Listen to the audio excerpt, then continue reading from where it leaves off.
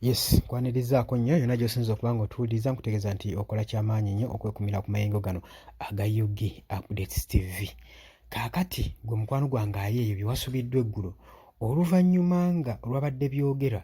ne Embassy okuva Embassy ya Amerikaano mu Uganda ebyabadde byogera kusinza ku mayengo ga social media ebyabadde biyitiŋŋana. Olunaku olw'ejja kawungeezi ng'ebyo byonna bigenda mu maaso, General Muhoozi Kainerugaba yatindigga eggendo n'agenda e Busia n'asobola okuba nga akola organisation ateekateeka amagye okusobola okulaba nga bateekateeka omukolo function egenda okubeerawo leero okusobola okulaba nga bateekawo function egenda okuba nga egenda mu maaso ku Independence Day gwe muganda wange ali yampuliriza. Ntegeeza nti nkwanirizaako nnyo bingi bye nkuleetera gwe mukwano gwange ky'oba okola genda mu maaso subscribinga busubscribinzi sharinga commentinga likinga. Baganda bange abali eyo mbalamusizaako nnyo abali e Bulaaya abali e Saudi Arabia abali Qatar mwebale kwekumira ku mayengo ga UG Updates TV. Mwebale nnyo abajja mu comment section ne mu commentinga ne muwa endowooza ez'enjawulo. Oluusi wetuba tufunye amawulire okuva mu sources ez'enjawulo ffe tuba tumaze okunfaminga amawulire ago ebiseera ebisinga. That's why teekayo amawulire n'agamba ga bulimba agaki olw'ensonga tannagawulirako mu source ndala zonna niffe tugakuleetera nosobola okuba nga ogategeera nga tonnagajja ku sources endala zonna gwe mukwano gwange ali eyo ampuliriza. Kakati Uganda Chief Defence Force wa Uganda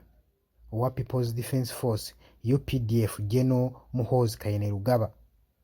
olunaku olw'eggulo ya inspectinze Independence. UPDF aba UPDF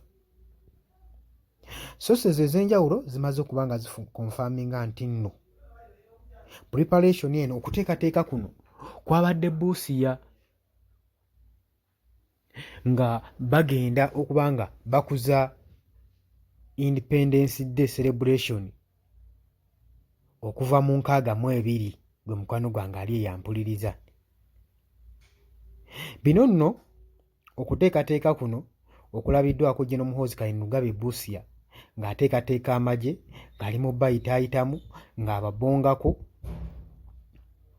Amu bagamba nti lwabadde luggumyoggumyo olw'eggulo olw'empewo eyamuyitamu luli eri.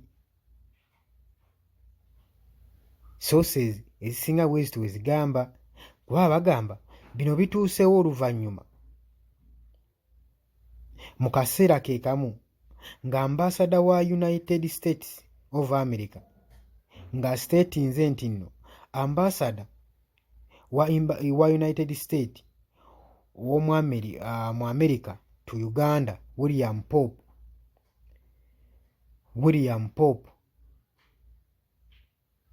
tannakubaako nga akola apology n'emu eri President Yoweri Kaguta Museveni era n'agamba ebyo boogerwa ku social media nti yakoze apology tannabaako kukola apology n'emu. Bw'atyo yavuddeyo n'abakakasa ng'abagamba ebyo byonna bibadde babawaga ffe tetulina budde buwandiikira Yoweri Kaguta Museveni apology era tetunnawandiikako apology n'emu. We batyo bavuddeyo ne bagamba okusinziira ku Muhoozi bye yali apostinze ku social media Twitter newankubadde byaggyibwayo ebyali bitaddewo tension ne pressure mbannaggwanga ne mbannansi